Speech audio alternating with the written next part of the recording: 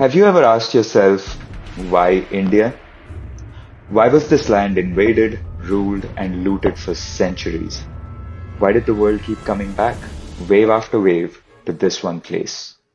They'll tell you it was for spices, maybe for silk, tea perhaps. But let's cut through the noise. You don't colonize a country for 300 years just because you like how their food tastes.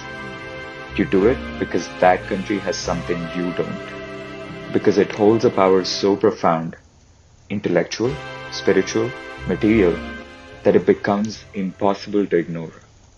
That was India.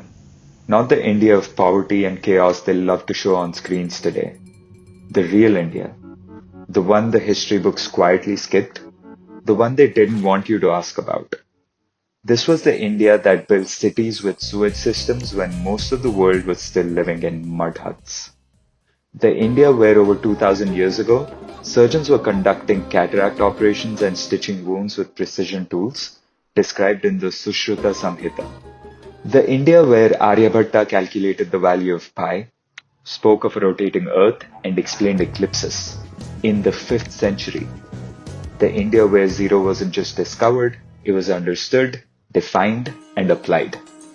Long before Newton scribbled formulas in Europe, Bhaskaracharya was writing about gravity and planetary motion. Before Harvard, before Oxford, there was Nalanda, a university so vast, so sophisticated, that it attracted scholars from China, Korea, Tibet, and the Arab world. Not for degrees, but for truth. This wasn't just a country. It was a civilization wired to think big, to ask why, not just how, to explore stars while understanding the soul.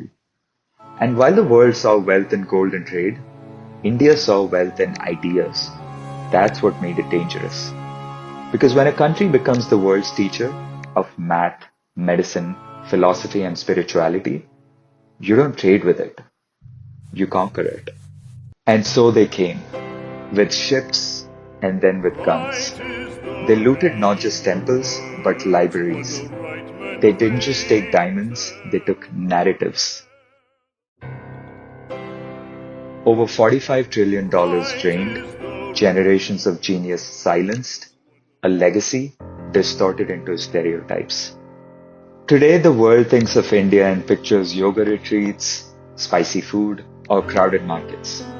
But not the origin of algebra, not the world's first surgical encyclopedias, not spiritual frameworks that explored consciousness thousands of years before neuroscience did. Why don't more people know about this? Why weren't we taught this? Why has India that once defined progress been reduced to an afterthought? Because the loudest stories aren't always the truest ones. But here's the thing. India didn't vanish. It was buried. Under colonial narratives, broken education, and a carefully curated global silence. And now? Now it's remembering. You can see it in the innovation, the ambition, the pride that's rising. Not as nostalgia, but as a reckoning. Because we're not just a country that survived colonialism, we're a civilization that outlived empires. So next time someone tries to define India with a cliche, tell them, we were calculating the orbits of planets while your ancestors still thought the earth was flat. Tell them, we were building institutions of knowledge while the world was still building walls. Tell them, we were never behind, we were just hidden.